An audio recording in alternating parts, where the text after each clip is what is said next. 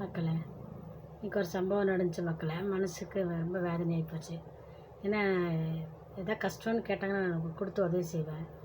திடீர்னு இன்றைக்கி என்ன ஆகி போச்சுன்னா, ஒரு இடத்துக்கு போக வேண்டியது சூலூர் போயிட்டு திரும்ப நான் பஸ் ஸ்டாப்பில் வந்து இறங்கும்போது, சிங்கநல்லூர் பஸ் ஸ்டாப்பில் இறங்கும்போது ஒரே கூட்டமாக இருந்துச்சு மக்களே. கூட்டமாக இருக்கும்போது நான் இறங்கணும், கொஞ்சம் இறங்குறதுக்கு விடுங்கன்றேன். கையில் 2 கையிலையும் ஒரு பையில் ஒரு மண்பானை ரொம்ப சூடாக இருக்குதே அப்படின்னு ஒரு மண்பானை வாங்கிட்டு வந்து அந்த மண்பானைக்குள்ளே என்னோடய சின்ன ஹேண்ட்பேக் அது உள்ளே போட்டுட்டு நான் கீழே இறங்குறேன் மக்களே. இறங்குறதுக்குள்ளே டக்குன்னு மேலே ஏறுறப்புள்ள அது அடிச்சிருச்சுங்க மக்கள். என்னோடய ஹேண்ட்பேக் அடிச்சிடவும் எனக்கு அது அப்போ எனக்கு சரியாக யூகிக்க முடியல. நான் இறங்கினோடனே பஸ்ஸு டக்குன்னு எடுத்துடவும் நான் வந்து பஸ் ஸ்டாப்பில் வந்து உட்காந்து அந்த காசு பார்க்கல. பஸ்ஸு வருது, அடுத்த பஸ்ஸுக்கு போகணுமேன்ட்டு அடுத்த பஸ் வரக்குள்ளே ஏறலான்ட்டு பர்ஸை பார்க்குறேன், பர்ஸை காணும்.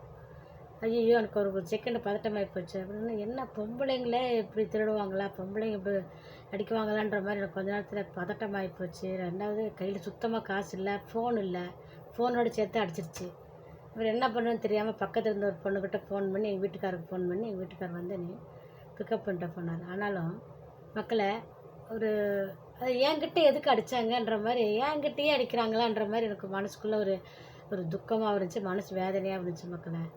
என்னத்துக்கு மக்களே இப்படி அடுத்தவங்க காசை அடித்து நம்ம பொழைச்சி என்னத்தை மக்களை சாதிக்க போகிறோம். அப்புறம் அந்த பிள்ளைய மனசாட்சி குத்துச்சாட்டுருக்கு. அந்த பிள்ளை எனக்கு போய் ஃபோன் பண்ணி இங்கே நாங்கள் ஒரு இடத்துல இருக்கோம், நீங்கள் வந்து வாங்கிட்டு போங்கன்னு சொல்லிட்டு அந்த பிள்ளை பேக்கை கொடுத்துருச்சு. எங்கள் வீட்டுக்காரர் போய் வாங்கிட்டு வந்தார். கையில் இருக்குது காசு, ஏன்னா எனக்குள்ளே வந்து காசு ஒரு 300 பக்கம் இருக்குது. அதனால் அந்த பிள்ளைக்கு எதோ கொடுத்துட்டு வாங்கன்னு எங்கள் வீட்டுக்காரர்கிட்ட சொன்னேன்.